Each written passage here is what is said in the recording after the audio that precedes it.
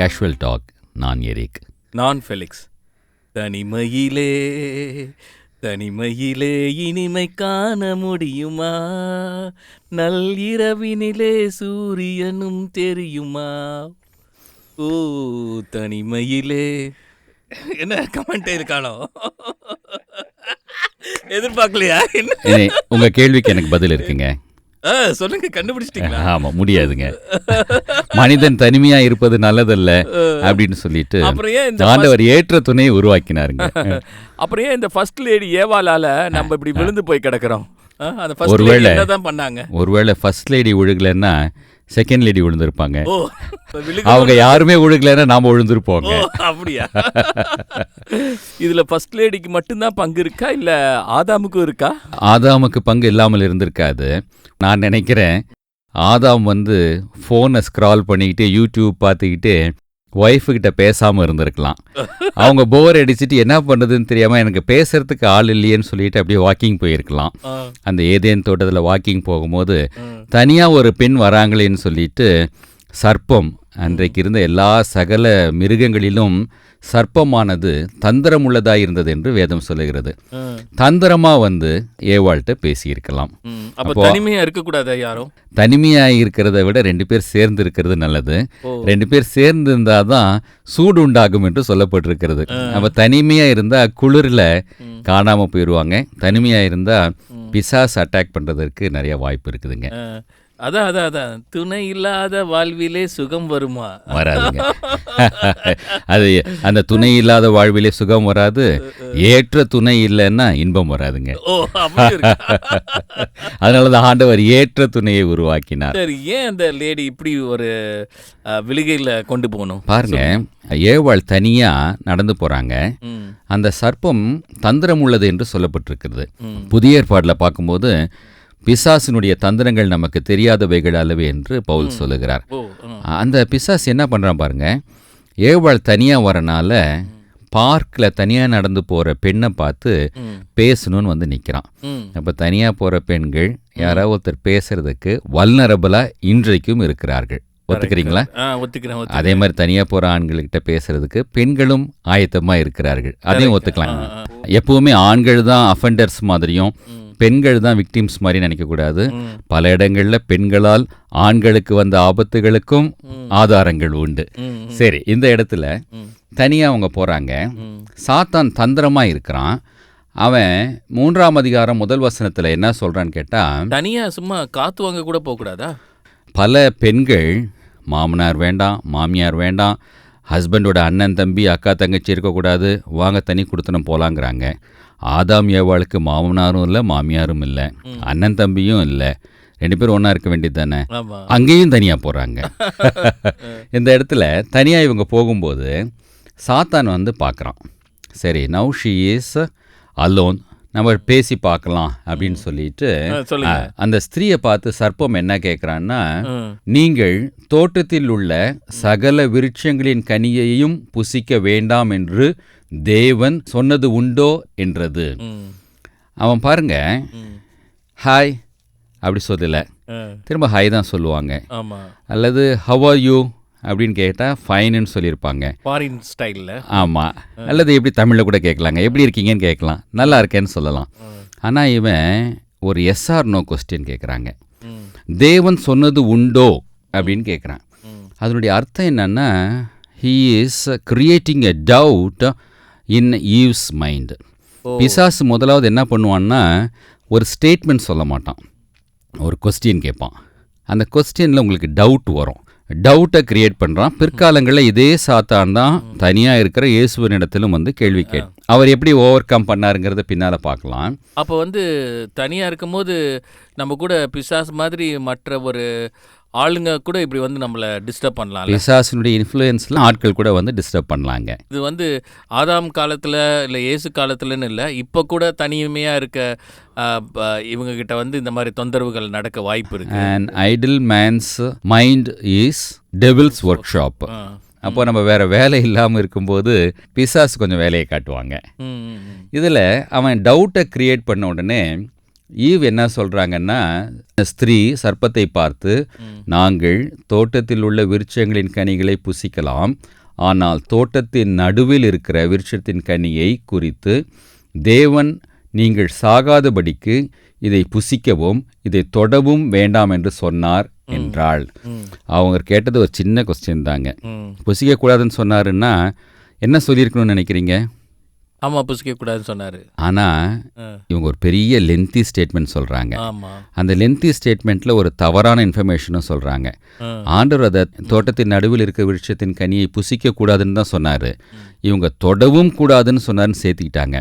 அப்போ பிசாசு பார்த்தான், ஓ பேச்சு கொடுத்தா இவங்க நல்லா பேசுவாங்க போல இருக்கு. ஓ, இந்த காலத்தில் கூட நிறைய பேர் வந்து பேச்சு கொடுத்து நம்மளை வலையில் சிக்க வைக்கிறாங்களே. ஆமாங்க, பிசாசுக்கிட்ட இவங்க கேட்ட உடனே, ஏய் நீ ஏன் என்கிட்ட வந்து பேசுகிற, ஆதாம் ஹஸ்பண்ட் இல்லாத நேரத்தில் இந்த மாதிரி வந்து என்கிட்ட கதை கேட்குற, உனக்கும் எனக்கு என்ன சம்மந்தம் இருக்குது அப்படின்னு சொல்லியிருக்கலாம். அப்போ அதை அவன் போயிருப்பான்.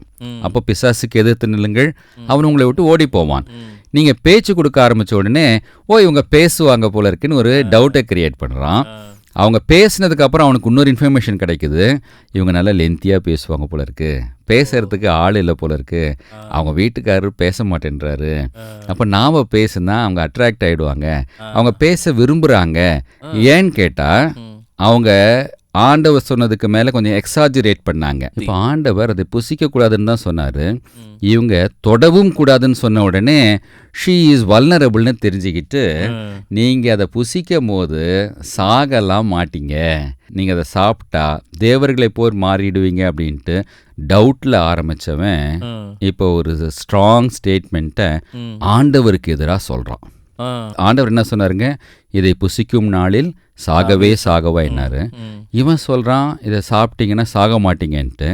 இப்போ யார் சொன்ன வார்த்தையில் ஏவாளுக்கு விசுவாசம் அதிகமாக இருந்துச்சுங்க? சாத்தான் சொன்னதை நம்பிட்டான், பொய்யை நம்பிட்டாங்க. அப்போ ஆண்டவர் சொல்லுகிற வார்த்தையின் மேல் இருக்கிற நம்பிக்கையை விட பிசாசு சொல்லுகிற வார்த்தை கேட்க நல்லா இருக்குது. ஓ, அப்போ அவன் சொல்றது அட்ராக்டிவா இருக்கு, ஏதோ ஒரு பெரிய நம்மளுக்கு நன்மை செய்கிற மாதிரி இருக்கு, நமக்கு அதுல ஏதோ ஆதாயம் இருக்கிற மாதிரி இருக்கு. அப்போ அதை கேட்டுட்டு இரு, நான் இப்போ எங்கள் ஹஸ்பண்ட்கிட்ட கேட்டு வரேன்னு சொல்லியிருக்கலாங்களா?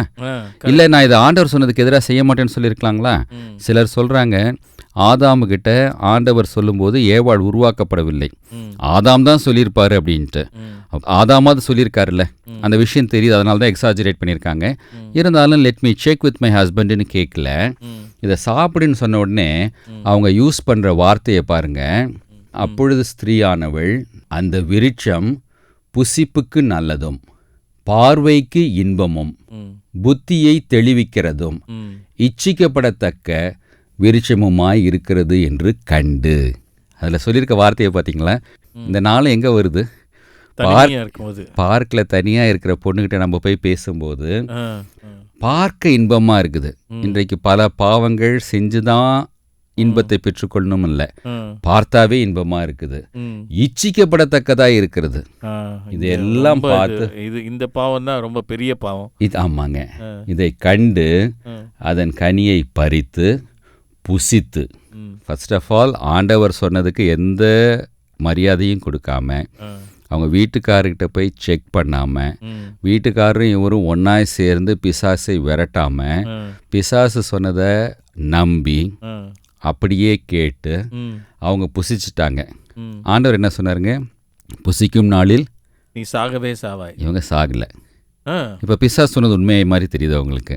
ஆமாம். அப்போது அதை இப்போ நாம் சாகலைன்னு முடிவு பண்ணிட்டாங்க. அதை எடுத்துட்டு தன் புருஷனுக்கும் கொடுத்தாள், அவனும் புசித்தான். அப்போ அவனும் சாகலை. இவங்க நினச்சிக்கிட்டாங்க இதை சாப்பிட்ட உடனே பாய்சன் மாதிரி செத்துருவோன்ட்டு. ஒருவேளை இந்த கனியை அவர்கள் புசிக்காமல் இருந்திருந்தால் நித்திய ஜீவன் என்று நாம் சொல்லுகிற அந்த நித்தியமாய் காலாகாலமாய் வாழப்போகிற அந்த வாழ்க்கை நமக்கு தொடர்ந்து இருந்திருக்கலாம். அந்த கனியை அவர்கள் புசிக்காமல் இருந்திருந்தால் அவர்களுக்கு ஜீவ விருட்சத்தின் கனியை ஆண்டவரே கொடுத்து அதற்கப்புறம் நன்மை தீமை அறியத்தக்க கனியை கூட அவர் கொடுத்துருந்துருக்கலாம். அதை புசிச்சதுக்கப்புறம் சாவாய் என்று சொன்னார் இல்லைங்களா, அதனால தான் பூமியில் மரணம் வந்தது. அவர்கள் இந்த பாவத்தை செஞ்சவொடனே 2 பேரும் போய் ஒளிஞ்சிக்கிட்டாங்க. இதுக்கு முன்னால் அவர்கள் நிர்வாணிகளாக இருந்தது அவர்களுக்கு தெரியல. அப்போ ஆண்டவர் வந்து கேட்குறாரு, ஆதாமே நீ எங்கே இருக்கிறாய் என்று சொல்லி. அப்போ அவங்க 2 பேரும் பேசுகிற கான்வர்சேஷன் ரொம்ப இன்ட்ரெஸ்டிங் கான்வர்சேஷன். இப்போ எனக்கு வேண்டியது இந்த தனிமை விஷயங்கள் தான். நம்ம தனிமையா இருக்கும்போது எவ்வளவு ஜாக்கிரதையா இருக்கணும் அப்படின்னு சொல்லுங்களேன். ஆமா, நீங்க தனிமையில இனிமை காண முடியுமான்னு கேட்டீங்களே, அது கண்டிப்பா இனிமை போல தோன்றும். அதற்கப்புறம் ஒரு பேரழிவை உண்டாக்கிறோங்க. இன்னைக்கும் ஒய்ஃப் ஊருக்கு போறாங்கன்னா எல்லா ஹஸ்பண்டுக்கும் ஒரு சந்தோஷம், நல்ல சந்தோஷமா இருப்பாங்க. பிள்ளைகள் எல்லாம் டூருக்கு மாட்டிக்கிட்டீங்கன்னு நினைக்கிறேன்.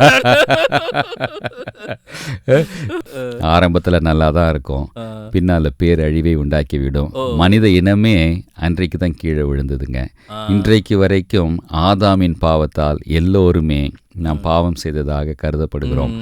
இந்த தனிமைன்றது நீங்க ஃபர்ஸ்டே சொன்னீங்க, இது வந்து ஒன்லி ஏவால மட்டும் குறிக்கல, இந்த லேடிஸ் இந்த ஹவுஸ், இந்த லேடிஸ் இந்த பேர்ல கூட குறிக்கல, இது ஜென்ஸையும் சாரும் அப்படின்னு. மேலும் தனியா இருக்கும் போது அவங்களுக்கும் இதே சோதனை தான் வரும் அப்படின்னு. ஆனா இதை எப்படி ஓவர் கம் பண்றதுன்னு நீங்க நினைக்கிறீங்க, என்ன சொல்றீங்க? ஃபேமிலியில் தனியாக இருக்கிறது நல்லதில்லைன்னு ஏற்ற துணையை உருவாக்குனார்ல, ஏற்ற துணையோடு இருக்கிறது நல்லதில்லை, நம்ம தனியாக பிரிஞ்சு போக ஆசைப்படக்கூடாதுங்க. அந்த யூனிட்டியில தான் வந்து விக்டரி இருக்குங்க. அப்போ நம்ம தனியாக இருக்கும்போது ரொம்ப ஜாக்கிரதையாக இருக்கணும். கண்டிப்பாங்க. நம்மளை அப்ரோச் பண்ணுறது உண்மையிலே ஆண்டவரா, இல்லை நம்ம மனதில் உண்மையிலே ஆண்டவருடைய சிந்தனை தோன்றுதா, இல்லை பிசாசு கொண்டு வர சிந்தனை தோன்றுதா, இச்சை உருவாகுதா, பாவம் உருவாகுதா? அப்போ நம்ம தனிமையாக இருக்கும்போது என்னென்ன நம்மளை அப்ரோச் பண்ணுதோ அது எல்லாத்தையுமே ஒரு ஆராய்ந்து தான் உள்ள நம்ம எடுத்துக்கணும். நம்ம தனிமையாக இருக்கும்போது நம்ம விழுகிறது ஃபஸ்ட்டு மைண்டில் தாங்க.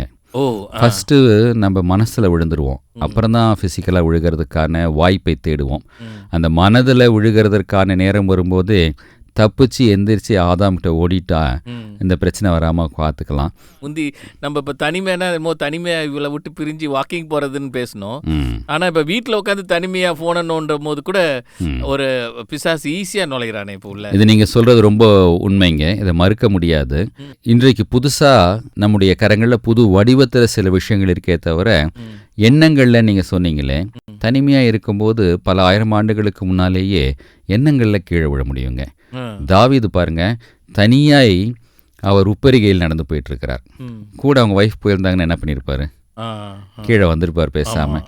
நாங்கள் தனியாக இருக்கும்போது அந்த நாட்களிலும் இன்றைக்கு நம்முடைய கரங்கள் இருக்கக்கூடிய அதே சோதனை அன்றைக்கும் வந்திருக்கிறது. தாவீது அவங்க ஒய்ஃபை கூட்டிகிட்டு போயிருந்தா இப்படி விழுந்திருக்க மாட்டாரு அப்படின்னு அவரே பார்க்காத மாதிரி வந்திருப்பாரு. அதை மீறி பார்த்துருந்தாருன்னா என்ன அங்கே பார்வை அப்படின்னு சொல்லி 2 தட்டு தட்டி கீழே கூட்டு வந்திருப்பார். கோலியாத்த வேணா நீ அடிக்கலாம், என்கிட்ட இந்த வேலையெல்லாம் வச்சுக்காத அப்படின்னு இருப்பாங்க. ஆமாம் ஆமாம் ஆமாம். அப்போ வந்து நான் ஹஸ்பண்ட் அண்ட் ஒய்ஃப் 2 பேருக்கும் நான் சொல்கிறேன், நீங்கள் சான்ஸ் கொடுக்காதீங்க அப்படின்னு தனியாக இருக்கு. நம்ம இதில் சொல்லுகிற ஒரு விஷயம் என்னன்னா, முடிவு அழிவாயிருக்கும், பேரழிவாயிருக்கும். அந்த ஜாக்கிரதையோடு நம்ம இருக்கணும். ஒன்று, ஆண்டவரிடத்துல கேட்கணும், ஆண்டவரே என்னை பலப்படுத்துங்க, என்னை மேற்கொள்ள நினைக்கிற என்னுடைய பாவம், என்னை மேற்கொள்ள நினைக்கிற என்னுடைய எண்ணங்களில் ஏற்படுகிற போராட்டம், சோதனை, இதை என்னால் மேற்கொள்ள முடியாது. But where the spirit of God is there is liberty. ஆண்டவருடைய ஆவியானவர் எங்கேயோ அங்கே விடுதலை உண்டு. அப்போ அந்த ஆவியானவர் நம் கூட இருக்கும் பொழுது வழி இதுவேன்னு உணர்த்துவார். நம்ம பிளான் பண்ணி திட்டம் போட்டு ஒய்ஃபை ஊருக்கு அனுப்பணும்னு நினச்சா கூட அந்த நேரத்துலையும் ஆண்டவரே நான் ஏன் இதை நினைக்கிறேன்னு எனக்கே தெரியும், இது செய்யாமல் என்னை காப்பாற்றும் ஆண்டவரே ஜெபிச்சா ஆண்டவர் அதுக்கு உதவி செய்வாருங்க. Correct correct correct. நீங்கள் சொல்கிறது என்னன்னா, என்னுடைய மாம்சம் பலவீனமானது. பைபிளில் ரொம்ப தெளிவாக போட்டிருக்கு, மாம்சம் பலவீனமானது, ஆவியோ உற்சாகம் உள்ளது. மாம்ச சிந்தை மரணம், ஆவியின் சிந்தையோ ஜீவனும் சமாதானமும். நான் ஒரு உதாரணம் சொல்கிறேங்க. என்னுடைய மாம்சத்தில் ஏற்படுகிற போராட்டங்கள் வரும்போது நான் ஆண்டவர்கிட்ட இப்படி ஜெபிச்சிருக்கிறேன், ஆண்டவரே என்னுடைய மாம்சம் இதை ரொம்ப விரும்புது, நான் இதை தேடி போகல, சில சோதனைகள் என்னை ரொம்ப தேடி வந்து என்னை அமுக்குது, என்னுடைய மாம்சமும் அதை விரும்புது, வேணும்னு சொல்லுது. ஆனால் நான் அதில் விழாமல் என்னை காப்பாற்றுங்க ஆண்டவர் நான் ஜெபிச்சிருக்கிறேன். ஆண்டவர் கிருபையை காப்பாற்றிருக்கிறாருங்க. ஐயோ இந்த ஆப்பர்ச்சுனிட்டியை மிஸ் பண்ணிட்டோமேன்னு கூட நினைச்சிருக்கிறேன். பட் இப்போ திரும்பி பார்க்கும்போது காட் ஹேஸ் ப்ரொடெக்டட் மீ என்று சொல்லி நான் ஆண்டவருக்கு மகிமையை செலுத்துக்கிறேன். இப்போ என்னன்னா இப்போ வீட்டில் கூட எல்லாரும் ஃபோனில் தனியாக ஓரம் போய் ஃபோனில் சேட்டிங்கோ இல்லை, ஓரம் கூட போடணும் அவசியம் இல்லைங்க. சோஃபாவில் எதிர உட்காந்துக்கிட்டு 2 பேரும் கீழே குடிஞ்சு ஃபோனை தான் பார்த்துக்கிட்டு இருக்கோம், நேருக்கு நேராக பார்க்கறது இல்லை. அது கூட ஒரு டைப் ஆஃப் தனிமை தானே? ஆமாங்க, தனிமை தான். இது கொஞ்சம் முன்னால் இருந்த அதே பாவம் தான் இப்போ இருக்குதுன்னாலும் அதோடைய இன்டென்சிட்டி அதிகமாக இருக்குங்க இப்போ. ஏன்னா வலு சர்ப்பம் மனுஷனை எப்படியாவது விழுங்கலான்னு சொல்லி வகை தேடி கொண்டு இருக்கான்னு போட்டிருக்கு. கரெக்ட்.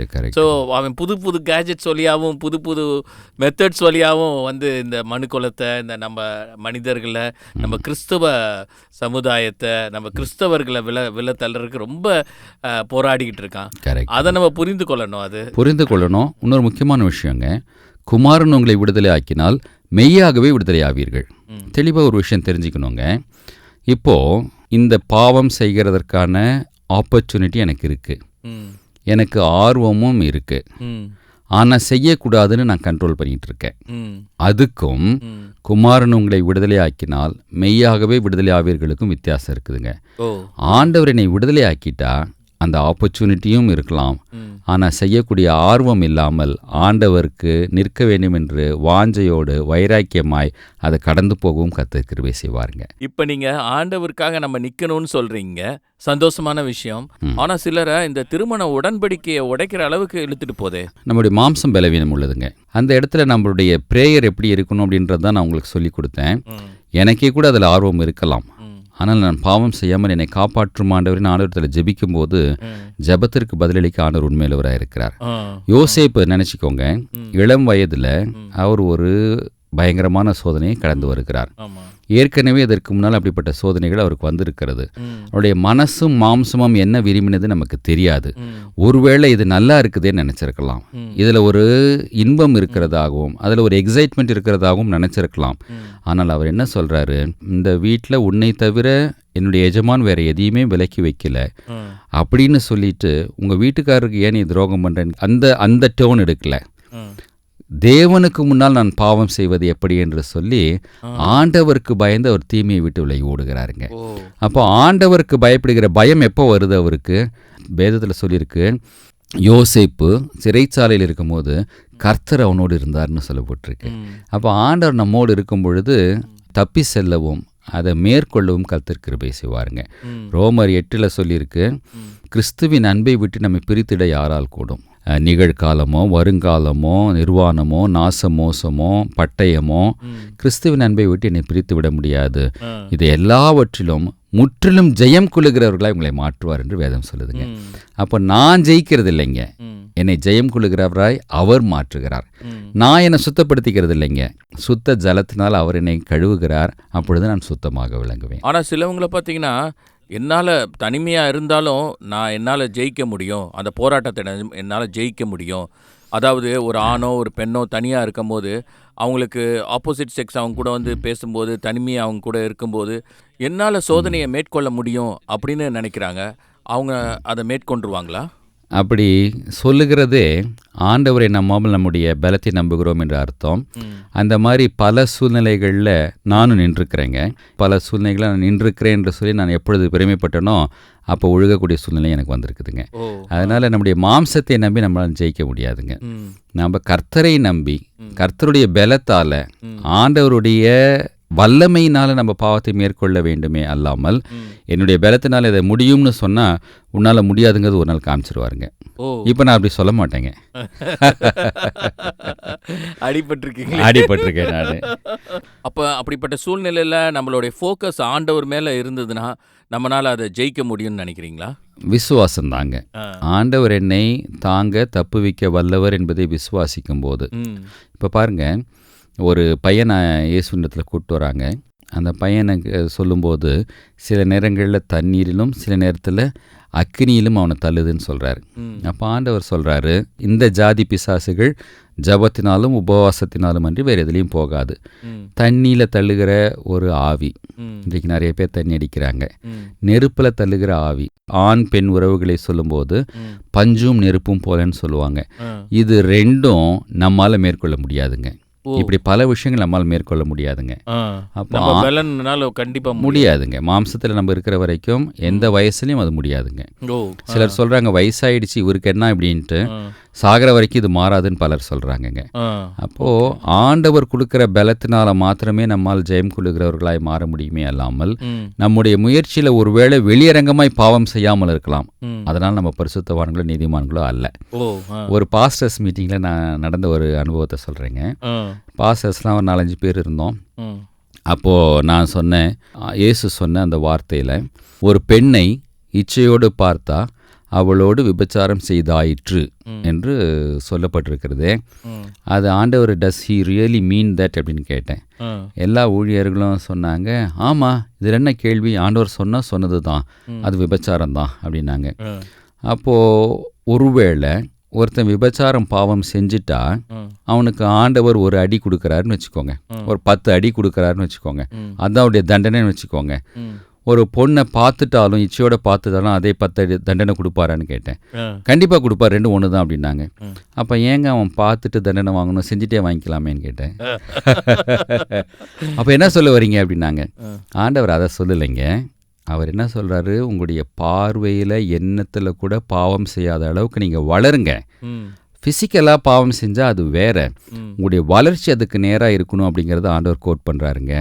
இப்போ இதுலேருந்து நமக்கு கற்றுக் கொடுக்குற செய்தி என்னன்னு கேட்டிங்கன்னா, நம்ம ஃபிசிக்கலாக பாவம் செய்யலைன்னா கூட மனசளவில் பாவம் செய்ய முடியும். ஆண்டவர் நம்மை விடுதலை ஆக்கினால் ஒழிய நம்முடைய மனசுக்குள்ளேயும் பார்வையிலும் பாவம் செய்யாமல் இருக்க முடியாதுங்க. அப்போ நம்ம வெளியரங்கமாய் செய்யலன்னு சொல்லிட்டு நியாயப்பிரமாணத்தின் காலத்தின்படி நம்ம இருக்க முடியாது. இப்போ ஆண்டவர் எதிர்பார்க்குற அந்த பரிசுத்தம் வேணும்னா உள்ளத்தில் உண்மை இருக்க விரும்புகிற ஆண்டவர் உள்ளத்தில் விடுதலையை தரும் பொழுது, உள்ளத்தில் அவருடைய ஜீவ தண்ணீரை ஊற்றும் பொழுது நம்மால் முற்றிலும் ஜெயம் கொள்ளுகிறவர்களாய் மாற முடியுங்க. ஏதேன் தோட்டத்தில் ஏவால சர்ப்பம் புகழ்ந்து பேசி அவளை விழா தள்ளின மாதிரி நம்ம தனியாக இருக்கும் போது நிறைய பேர் நம்மளை புகழ்ந்து பேசும்போது நம்ம ஜாக்கிரதையாக இருக்கணும்ல. நான் ஒரு உதாரணம் சொன்னேன். ஒரு சூழ்நிலையில் தனிமையில் இந்த மாதிரி ஒரு பிரச்சனை இருக்கும்போது ஆண்டவர்கிட்ட நான் அந்த சூழ்நிலையில் ஜெபிச்சது எனக்கு ஞாபகம் இருக்குங்க. ஆண்டவரே, I want to enjoy this, my physical body is interested, but help me not to sin லார்ட்னு ஜெபிச்சேன். நம்முடைய மாம்சம் வேற, நம்முடைய ஆவி வேறங்க. அப்போ நம்ம ஆண்டவர்கிட்ட நான் எப்படியாவது உமக்கு பிரியமாய் வாழணும், என்னுடைய மாம்சத்தில் அந்த விருப்பம் இருந்தால் கூட நான் அதை மேற்கொள்ளணும்னு விரும்பும்போது அவருடைய சித்தத்தை செய்ய வேண்டும், அவருக்கு பிரியமாய் வாழ வேண்டும் என்று விரும்புகிற அந்த இருதயத்தை பார்த்து ஆண்டவர் நம்மை படிப்படியாக விடுதலை ஆக்குவாருங்க. ஆமென். Praise the Lord.